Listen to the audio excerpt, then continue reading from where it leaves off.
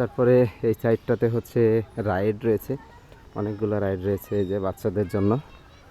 এটা মূলত family park, আর এখানে বাচ্চাদের জন্য অনেক এন্টারটেনমেন্টের ব্যবস্থা করা আছে।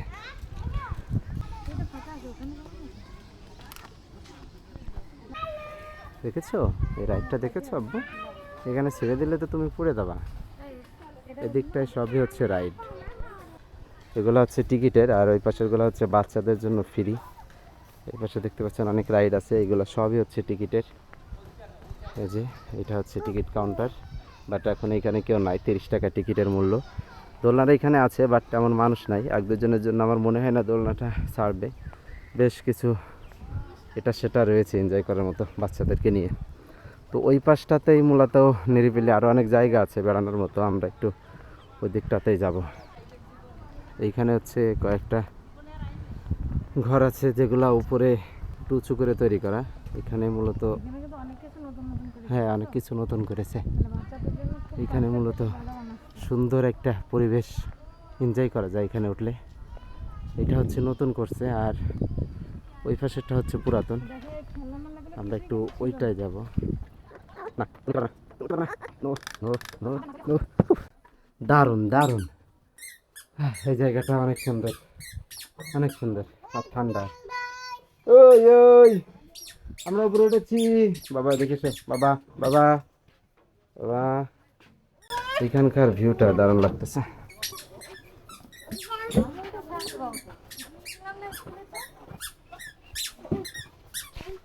এখানে হচ্ছে একটা মঞ্চ আছে, পিকনিক স্পটের মঞ্চ। হ্যাঁ, কদমতলা মঞ্চ। এটা হচ্ছে ভাড়া দেওয়া হয় আর কি।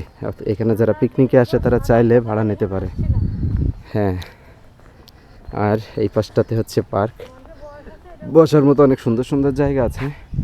এইখানকার পরিবেশটা এত ঠান্ডা, অনেক সুন্দর।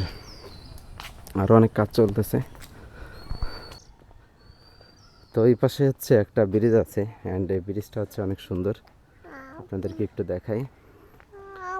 এই পাশটা অনেক ঠান্ডা, যেহেতু চারিপাশে পানি। আগে নৌকার ব্যবস্থা ছিল, কিন্তু এখন আছে কিনা জানি না।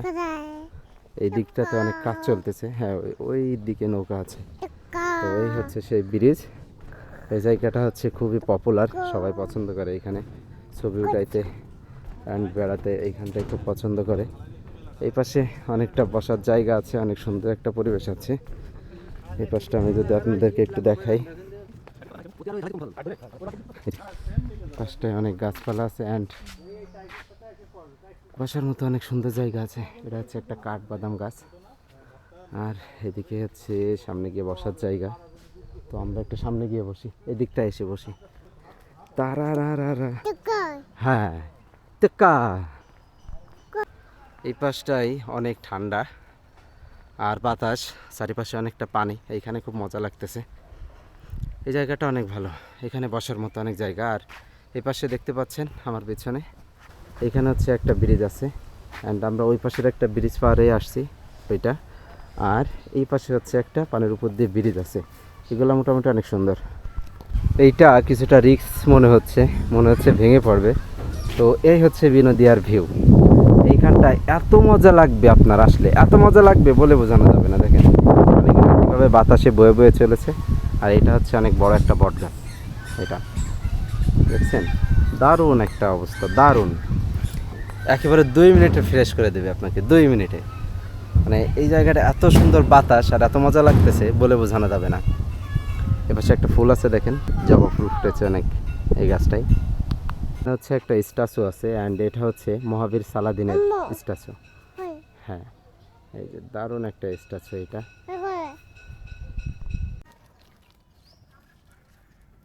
হচ্ছে ভয় পাইছে। এখানে কয়েকটা হরিণ আছে, চিত্রা হরিণ। এখানে পাতা খেতে আসছিল, বাট ভয় পাইছে।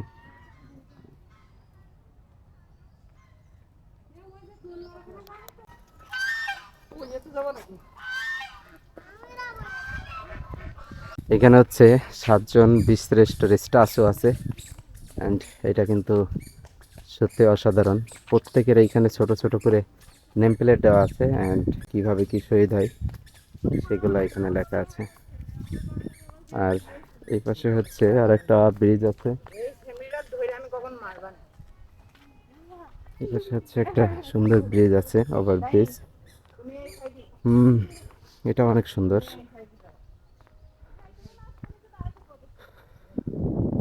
এই ব্রিজগুলাই মূলত বিনোদিয়ার সব থেকে ভালো লাগার জিনিস, সব থেকে সুন্দর লাগার জিনিস। আর এখান থেকে ভিউটা অসাধারণ।